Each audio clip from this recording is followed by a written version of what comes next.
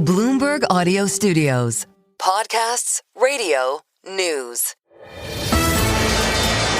This is the Closing Bell on the Stock Movers Report. The companies making moves at the close of U.S. trading with Carol Massar, Tim Stenovec, Romaine Bostick, and Scarlett Fu.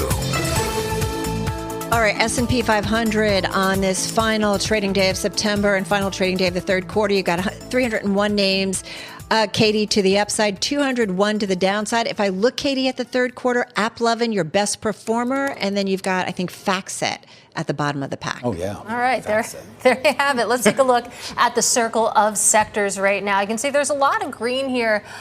Big tech really doing a lot of heavy lifting. So, too, did healthcare on the day. We know that Pfizer agreeing to lower drug prices in exchange for some relief on tariffs. That is boosting the entire sector. In terms of what isn't doing so well right now, energy, consumer discretionary, communication services, some of your downward weights on the index. But overall, green on the screen. All right, so let's get to some of the individual gainers, if I may. And let's go to CoreWeave, guys, because this one up 16.5% at its highs today, finishing the day with a gain of just shy of 12%. You know, one of the neoclouds, businesses that rent out access to leading AI chips, while the stock rallying after the company signed a deal to supply Meta platforms with as much as $14.2 billion worth of computing power. It runs through December 2031 with an option to extend through 2032. So talk about some visibility with additional capacity.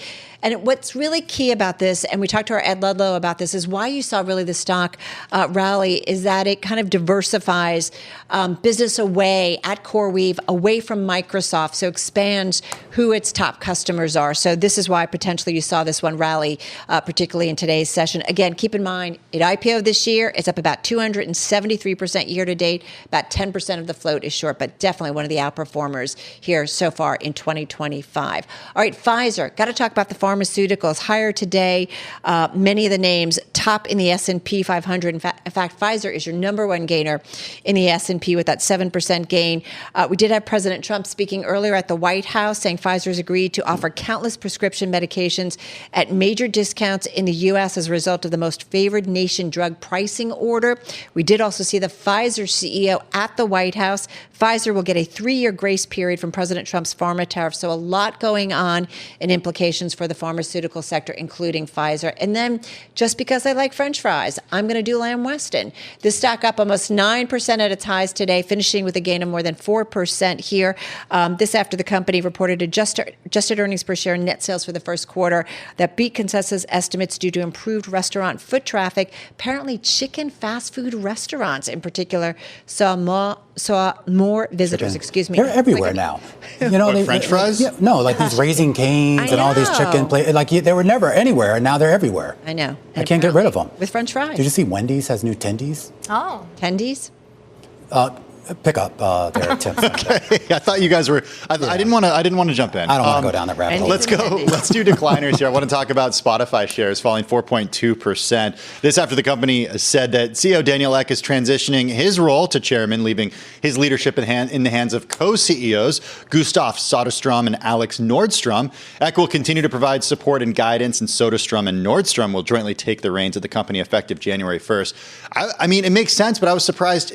20 years ago, pretty much, 2006 is when he started Spotify. So he's only 42 years old, but he's been at the helm of this for 19 years. He'll still be very involved in the company. He said, I'll remain deeply involved in the big defining decisions about our future. Still shareholders sending shares lower today, 4.2%.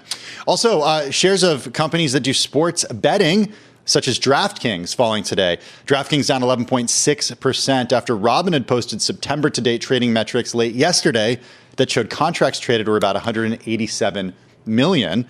Robinhood has emerged as a competitor to sports betting platforms like DraftKings and FanDuel, as bettors are allowed to trade contracts on the outcomes of sporting events through Robinhood, so increased competition for those pure play sports betting apps. And finally, some late breaking movers, Zillow and Rocket Companies. I want to focus on Rocket Companies. It's the parent company of Redfin.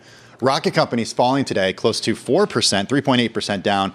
The FTC sued to block a partnership between Zillow and Rocket Companies, saying that it would reduce the number of websites offering apartment listings and drive up advertising prices. This partnership was announced back in February. It involved an upfront payment of $100 million from Zillow to Redfin to help Zillow enter into advertising agreements with property managers that post listings on Redfin's sites. The FTC said the arrangement combines two of the three largest internet listing service, and it's seeking a divestiture of Zillow's assets. Zillow fell, by the way, by 4.3% as well. Yeah, absolutely. And I just want to point out, too, honorable mention, keep an eye on some of those consumer finance stocks, a big drop in Capital One and some of the other credit card companies. Meanwhile, in the yield space, a relatively quiet end to the month. But we should point out that overall, you did see actually a drop in yields over the course of the month. And actually, on a price basis here, you actually had some pretty decent returns when it comes to not only the Treasury market, but of course, the corporate fixed income space as well. The Stock Movers Report from Bloomberg Radio. Check back with us throughout the day for the latest roundup of companies making news on Wall Street. And for the latest market-moving headlines, listen to Bloomberg Radio live. Catch us on YouTube, Bloomberg.com, and on Apple CarPlay and Android Auto with the Bloomberg Business app.